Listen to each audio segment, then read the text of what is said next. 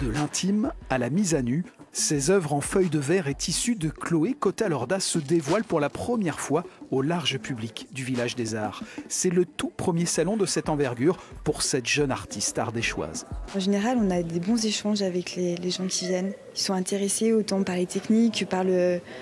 Ils vont gratter un peu plus loin que la technique. Enfin, ils vont chercher un peu plus loin derrière ce qu'on veut vraiment dire dans les tableaux.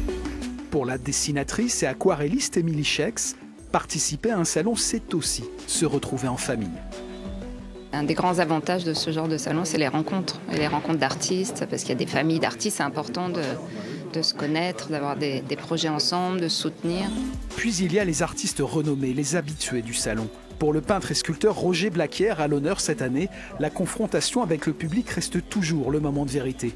Mais c'est aussi, au fil des ans, l'occasion pour lui d'assister au grand mouvement de l'expression artistique. J'étais peut-être dans les premiers exposants du Pulsar à la création, donc depuis presque 25 ans, je l'ai fait un certain nombre de fois.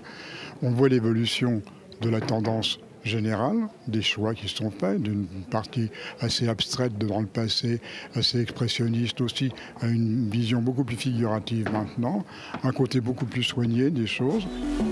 Se confronter au public, échanger, observer le mouvement des arts, les 50 artistes présents au village du festival Pulsar vivent ici une étape incontournable de leur parcours artistique.